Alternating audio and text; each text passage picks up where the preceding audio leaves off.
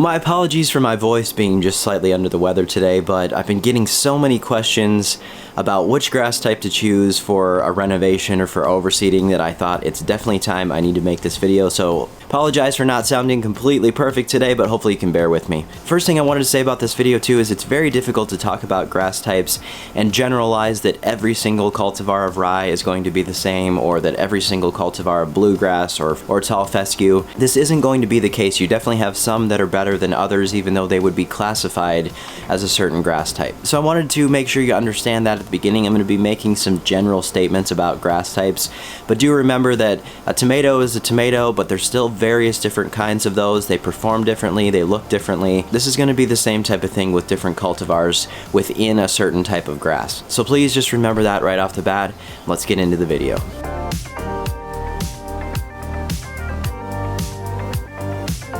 When I get an email from someone on what would be the best grass type for their renovation or overseeding, there's 4 specific questions that I usually ask them. One would be, where are they located? This would be important because if you're in a far northern climate compared to maybe the transition zone, so your location, number 1, is very important to figuring out which grass type might be best. So number 2 would be your intended height of cut. If you want something that's about 4 inches tall, I'm going to steer you in a different direction than I would if you want a 3/4 inch lawn. Be thinking about what your intended height of cut is. This is important to figure out which grass type is best for you. Number 3 would be irrigation or no irrigation. Most cool season grasses have some drought tolerance to them, and they're going to go into more of a dormant state in the summer where they're going to just survive that and come back in the fall. But some do this better than others, and some can actually stay fairly green on their own in the summer as well. Understanding whether you're going to want to water your grass or whether you're not is another important factor. And finally, number 4, how much shade do you have? So if you have a super shady backyard full of trees, I might steer you in a different direction than if you had a full sun area that has no shade whatsoever. An important factor to think about. So answer those questions for yourself. Now let's move on to the various cool season grass types, tell you the pros and cons of each of these.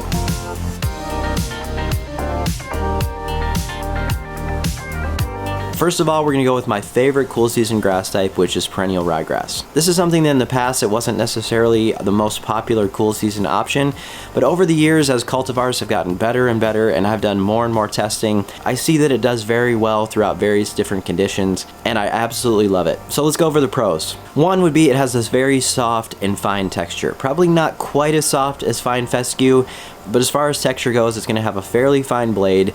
It's going to be very soft under your feet. 2 would be the darkest cool season grass that I've found. So I think that surprises a lot of people, but I've done various different testing with elite kinds of bluegrass right next to my ryegrass, putting that right against tall fescue out in my test plots, and I've been pleasantly surprised this has the darkest color of any of the grasses that I've tested. Now again, remember that there's various types of ryegrass, so some of them aren't as dark as the elite kinds, but if you pick the best types of ryegrass, you're going to get an amazing color out of it. It can tolerate a low cut to a somewhat medium cut. I've been mowing my yard down to a 1/2 inch sometimes in spring and fall, no issues with that whatsoever, and I've pushed it out on my test plots up to 3 inches. I don't personally love it up at the taller cut. It can do that. So we're going to talk about a con here in a moment, but I think the taller that the ryegrass goes, the more that you're going to get some seed heads and stalks that come into it. Keeping it somewhat of a medium cut, 1/2 inch to maybe 2 inches or so, would be the ideal spot for this. The other great thing about ryegrass, amazing stripes. It has a really shiny leaf blade, so when it gets bent over, the light reflects off of it very well and you get some amazing stripes out of ryegrass. It can tolerate some shade. I've had it on the north side of my house previously. I do have some in the mixture down in the shade testing that I'm doing at the new property, and it's been doing fine in both of these situations, so it can handle some shade. If you have a really dense shade area, then I might mix in something else, but we'll talk about that as we get to the fine fescue section. So some of the cons of ryegrass, I would say it definitely would do best with irrigation. It's not the most drought tolerant grass I've ever seen. I do have to watch my grass in the front yard, especially along sidewalks. If it starts to dry out and I don't stay on top of it, I have seen some die off from this. So whenever someone asks me about ryegrass, I would say for the best scenario, you're going to want to have irrigation or be able to water it. We briefly touched on it in the pros section, but the seed heads and stalks on ryegrass can be really prolific. They can be an issue that goes on for a longer part of the year than most people would probably want to see. happens in spring when grass wants to go to seed and it wants to reproduce, especially on perennial ryegrass, you'll get a lot of these really stemmy stalk type plants.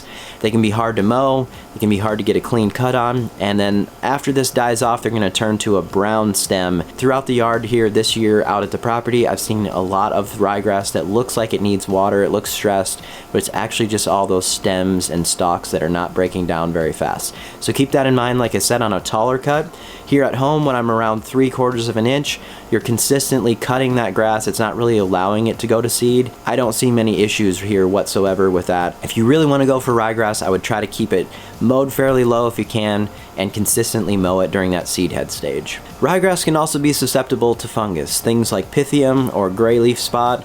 These are issues with ryegrass that, especially on pythium, if you're not careful with it, it can wipe out large areas of your yard very quickly. I use a phosphite to prevent this as much as possible since I'm doing a spoon feeding program on my turf. Every 2 weeks or so, I'll put down an application of this phosphite to help defend off pythium. Also, you may need to look into some fungicides to help prevent some of these other diseases in ryegrass. So, and one more con I would say is that it can withstand heat. I'm doing really well here in the 90s for most of June, most of July here. I wouldn't say that it does best if you have 90s in your area for 4 months or so. I think about 3 months of a high soil temperature is about all ryegrass can handle in my experience here. And it doesn't all die off at that point, but it does start to show some stress, and sometimes the genetics of the plant are pushed as far as it can go. But that's about the point here where it starts to get cooler again, and then it withstands that fine. But if you had an extended period of really high soil temps, extended period of really hot weather with ryegrass, I probably would consider a different grass type.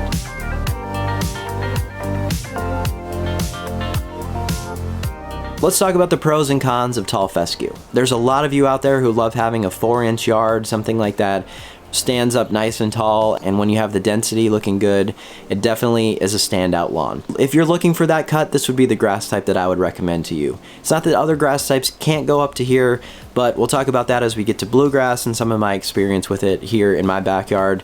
I think that tall fescue would be the best option if you want a taller cut yard. This is going to typically be the most drought tolerant of the cool season grasses. What's good about tall fescue? It puts down really deep roots into the ground. This helps it to withstand drought, helps it to stay green when other grasses might want to go dormant and brown.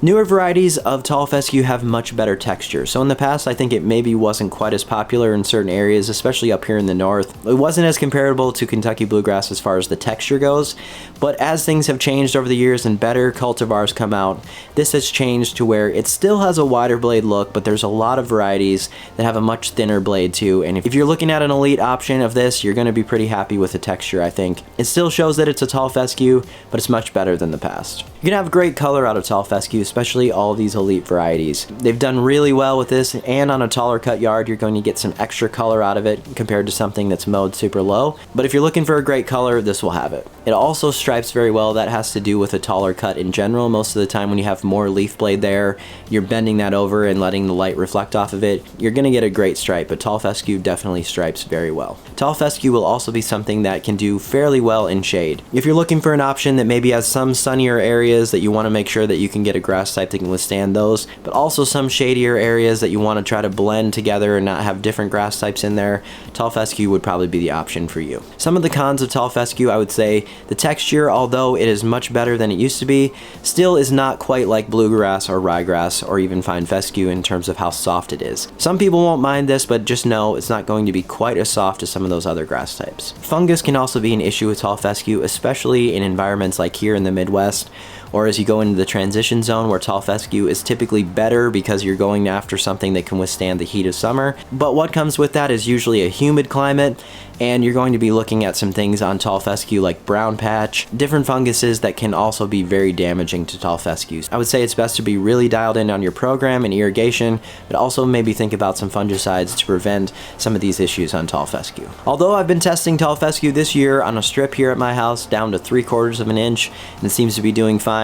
In general, most people would say real mowing tall fescue is not as easy, so if you're wanting to do real mowing, it's probably not the best grass type for you. Although I'm doing it here and it's surviving, the texture is not quite as good as ryegrass or bluegrass as far as that real mowed look. So whenever somebody emails me and says I really want to get into real mowing, it's something that I probably would steer them away from just because they're going to get a better look out of those other grasses.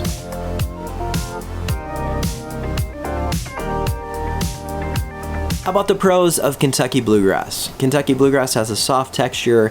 It forms a very dense sod because it's a spreading grass. If you're looking for something that's going to spread over time, fill in maybe a few different spots, then Kentucky Bluegrass is what a lot of people go for because of those characteristics. Kentucky Bluegrass has great color. I've been testing many different varieties of it over the years, and it's not quite as dark as the ryegrass that I have, but it's still gonna look great, and many people are used to the look of Kentucky Bluegrass and really prefer it. If you are looking for that great looking grass, has a nice soft texture to it as well, Kentucky Bluegrass is one of those. Kentucky Bluegrass is drought tolerant. Now I would say out of the grasses that I've tested over the years, it's the one that wants to go dormant the fastest in most scenarios, which means it will start to get dry and will start to turn a brownish color in the summer faster than especially a tall fescue. However, this doesn't necessarily mean that it's a bad thing. This is a natural thing that happens to cool season grasses to protect themselves from the summer heat. And what Kentucky Bluegrass is very good at is withstanding that heat and that stress of summer and then coming back in the fall as if it never really happened to begin with. As long as you keep a small amount of water on it every 2 to 3 weeks or so, you're going to be really fine with it even though it looks brown in the summer. And I have lots of Kentucky Bluegrass in my neighborhood. These yards have never ever been watered whatsoever through our droughts, through all of the different summer stresses that we've gone through. They always seem to come back in the fall and turn green again. So it's a one characteristic of bluegrass that it does very well. Kentucky Bluegrass stripes well. You'll see a lot of Major League Baseball fields that use Kentucky Bluegrass have amazing outfields with beautiful stripes, so another grass that stripes really well. These new elite varieties of Kentucky Bluegrass were really developed so that they could tolerate a pretty low height of cut to about a medium height of cut. I'm looking at somewhere around a ½ inch at the lowest to I really love bluegrass at about 2 inches height of cut. That's what I'm doing out on these test plots right now that I have been for the whole season. What I experienced in the past was that especially if you have those varieties that love to be cut lower,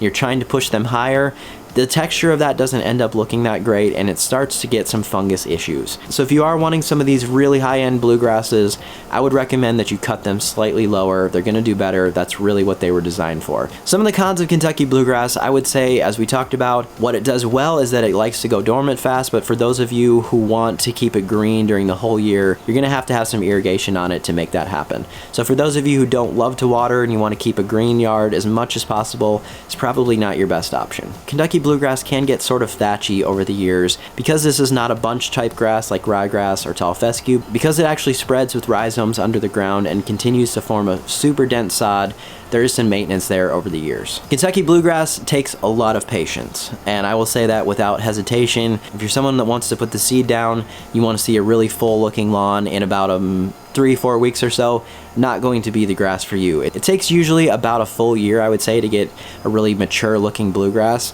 If you're having trouble with patience, this might not be the grass type for you either. Typically, Kentucky Bluegrass didn't do great in shade. There are some improved varieties now that are more shade tolerant, but if you have a really dense shade area, I would probably steer you away from doing a Kentucky Bluegrass lawn under that. It's just not really what it was designed for. It does really well in full sun. Also, Kentucky Bluegrass can be more heavy on fertilizer needs. I think to look its best, a lot of times it's going to need a bit more than some of the other grass types. If you're someone who doesn't mind doing that and you like to be out there working on it and fertilizing a few more times a year, not really a huge issue.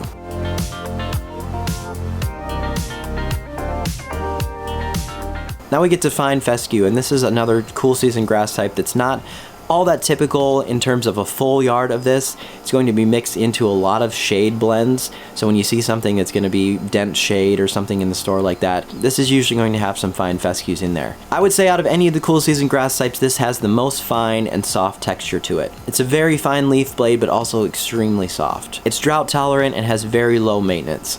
So drought tolerant doesn't necessarily mean it stays green the whole time during very stressful conditions, but drought tolerance to me means that it's going to withstand those and come back when better conditions are there in the fall or in the spring. And it's very low maintenance in that it doesn't need a whole lot of fertilizer, doesn't need a whole lot of other care. Kind of just likes to be left alone and sit there and just be a nice grass type. This is typically going to have the best shade tolerance out of any of the cool season grasses. This is why I've been testing it down in our campsite area at the new property. Because of how many trees are down there, it only really gets some filtered light and a few areas during the day of some sunshine, but for the most part it's all shade and it's doing great down there. A few of the creeping varieties of this will spread, so if you're looking for something too, it's low maintenance, it's not going to need a lot of care, it also spreads over time. time. It's not going to be anything really fast as far as spreading, but some of these varieties do spread. It can be mowed fairly low. I would say that for me, what I've learned about it is because of that fine leaf texture, the higher the cut that you try to put on it, the more that it doesn't go great because it likes to lay over. So I think a lot of people don't like to find fescues because they see it in a yard that maybe they're cutting too tall, and then it's laying over and it doesn't look like the rest of the grass types. But if you have a fine fescue yard and you can cut it lower, I'm cutting mine at 2 inches. I think I could even go slightly lower if I was able to. I need to work on some leveling work over time to make sure I can get it as low as I want it to be, but around 2 inches is totally fine, no scalping, and it's doing great at that height of cut. Some of the cons would be that it goes dormant fairly fast in heat and stressful weather, especially if you had it in full sun. It's going to want to go into a dormancy faster. So it's not that it can't withstand that, but some people don't like this, especially when it's blended with other grass types that don't have this characteristic and do better during the stressful parts of the year. It's not going to be quite as dark as some of the other cool season grasses either.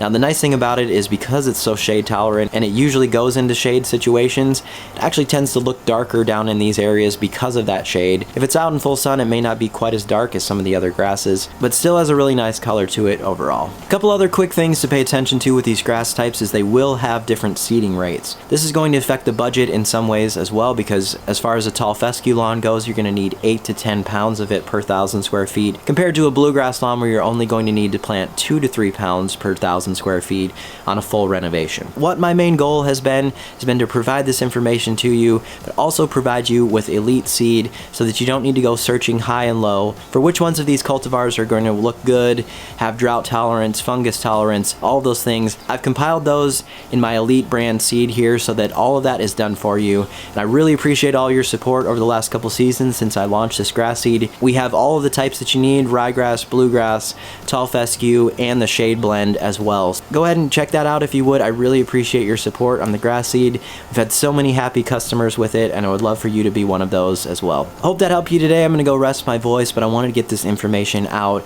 about different grass types and which one might be best for you. Thanks so much for watching. We'll see you next time.